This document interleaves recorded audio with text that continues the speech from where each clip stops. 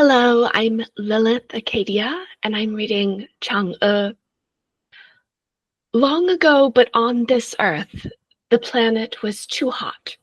Fields scorched, ponds dried, and skin blistered. At first, people tried denial, but their villages were definitely flooding, and the forests burning more each year.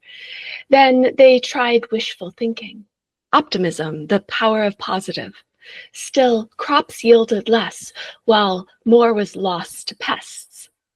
Ancient equivalents of techno-fixes were no more effective than blaming the poor, so the patriarch opted for the military option, calling forth a great archer to shoot the 11 suns from the sky.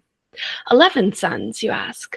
Our single remaining son is proof of the archer's great skill, for he quickly picked off 10 and was about to plunge the earth into eternal darkness when the fallen son's father cried down to earth to please spare his last son. In a typical misogynistic narrative twist for such myths, the son's father bartered the freedom, life in heaven, and presumably the sexual property of a good demigoddess, Chang'e, for the archer to rest his bow. Traditionally, the story communicates the goddess's goodness through ascriptions of beauty, but we shall speak of her selflessness and pursuit of truth, less sexist and more philosophical measures of superlative, indeed supererogatory, morality. The son's father sent Chang'e to Earth to marry the archer, despite the archer's proven tendency for excessive violence. The people rejoiced, both for the temperate temperatures as well as their new hero with his divine and moral consort. In their exuberance, they relinquished too much power to the archer. Power and ego quickly turned the archer into a tyrant. He demanded ever greater shares of their newly flourishing fields, ever more fish from their brimming ponds, and more metaphorical skin from their tired knuckles. With tyranny came greed and hubris.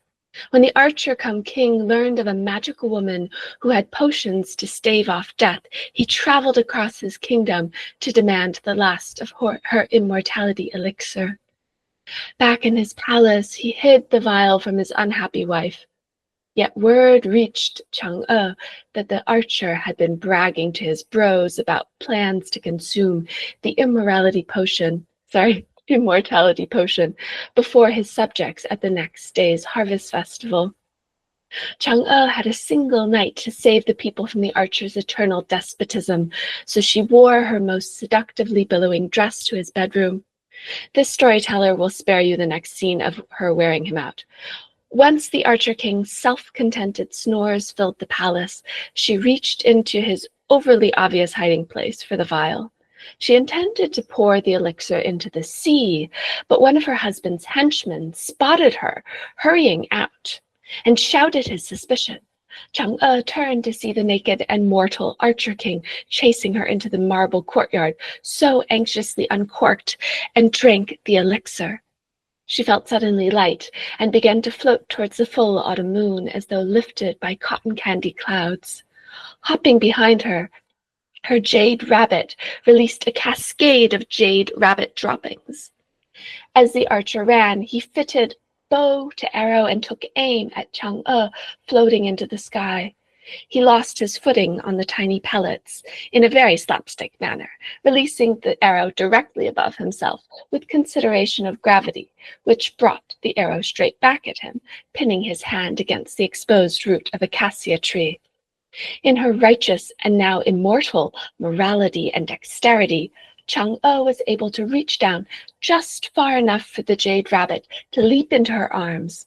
As they snuggled and floated out of range of the archer's angry cries, Chang'e tapped the final drops of immortality elixir into the jade rabbit's mouth, so they could live happily together on the moon to this day.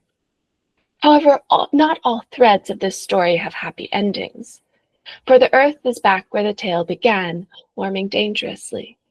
We know where denial, wishing, blaming, and military approaches lead. So we need to look for other solutions. Happily ensconced with her bunny on the moon, Chang'e cannot help us this time. Thank you.